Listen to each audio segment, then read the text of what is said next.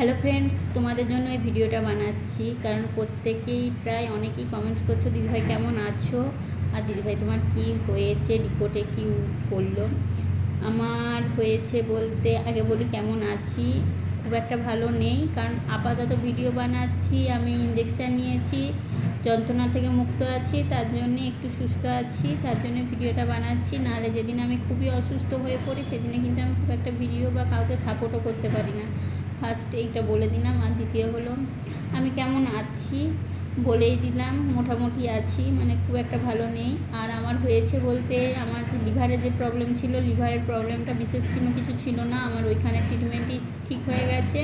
তো লিভারের প্রবলেম নেই, আমার এত যন্ত্রণার কারণ হলো আমার গল ব্লাডে স্টোন হয়েছে, তার জন্যই কিন্তু এত যন্ত্রণা হচ্ছে। আর এতদিন ধরে যন্ত্রণা কমছে না আমার ওইখানেতে, কোথাও আমার কিন্তু স্টোন ধরা পড়েনি। এক জায়গায় সিটি স্ক্যান করার পর যেটুকু ধরা পড়েছিল সেটা হালকা, মানে স্টোনও ছিল না, আর যে গল ব্লাডে স্কাই পড়েছে না স্টোন হয়েছে কনফার্ম কিছু ছিল না, তার জন্যই আমাকে কিন্তু হায়দ্রাবাদ আসতে হয়েছে।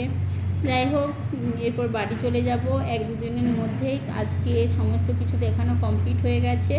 অপারেশন এখানে করলেও হতো, তো এখানে করাতে অনেক খরচ পড়বে। সত্যি কথা বলতে কি আমাদের মধ্যবিত্তদের পক্ষে সব কিছু কিন্তু সম্ভব নয়, তার জন্যই বাড়ি চলে যাব।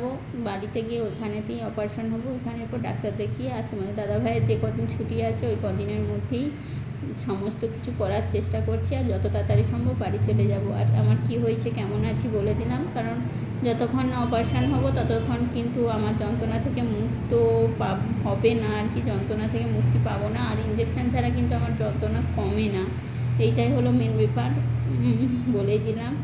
আর যত তাড়াতাড়ি সম্ভব বাড়ি চলে যাচ্ছি। সকলে ভালো থেকো, সুস্থ থেকো, টাটা।